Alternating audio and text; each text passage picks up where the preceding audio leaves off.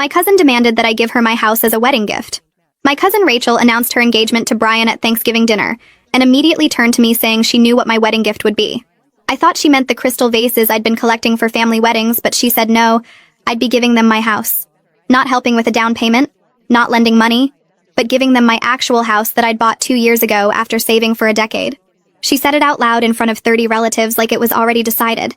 I laughed, thinking it was a joke, but Rachel was serious. She said I was single with no kids, so I didn't really need a 3-bedroom house while they were starting a family and deserved a proper home. She actually used the word deserved while sitting in my dining room eating the dinner I'd cooked. My Aunt Helen, Rachel's mom, nodded along, saying it was so generous of me to help the young couple get started. I said I wasn't giving anyone my house, and Rachel's face turned red. She said I was being selfish, keeping a family home all to myself when I could easily go back to renting an apartment like someone my age without children should be doing anyway. She actually said those words to me, a 31-year-old homeowner, while she was 26 and living in Brian's mom's basement. The whole family went quiet, but nobody defended me. My Uncle Tom said sharing was important in families.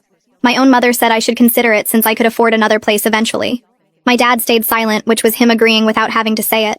Rachel spent the rest of dinner telling everyone about the renovations they'd make to my house, how they'd turn my office into a nursery, how they'd repaint everything because my color choices were too dark.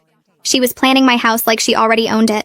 After dinner, Rachel pulled me aside and said she'd already told Brian's family that I was giving them a house as a wedding gift, so I couldn't back out now without making her look like a liar. She said his parents were so impressed that her family was generous enough to provide housing. She'd apparently been bragging for weeks about her rich cousin who owned property, and was going to set them up for life. She said if I didn't follow through, Brian's family would think she came from trash who made false promises. I said that was her problem for lying, and she actually started crying, saying I was ruining her wedding before it even happened. For weeks after that, Rachel kept acting like the house was already hers. She'd bring Brian over without asking to measure rooms and plan furniture placement. She'd tell people we were doing a title transfer and just working out the paperwork. She had mail sent to my address claiming she was updating her information early. She even told the neighbors she'd be moving in after the wedding and asked them about the neighborhood association rules. Brian's family started contacting me about the house too. His mother called thanking me for my generosity and asking about property taxes. His father sent me an email about transferring utilities and whether the roof had been recently replaced. They were all discussing my property like it was a done deal. Rachel had convinced everyone I'd agreed to this insane plan.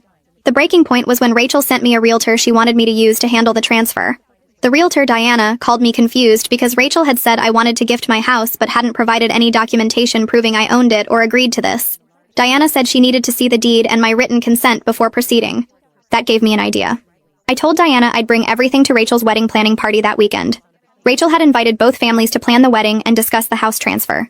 She'd made it a whole event at Brian's parents' house, catered and everything.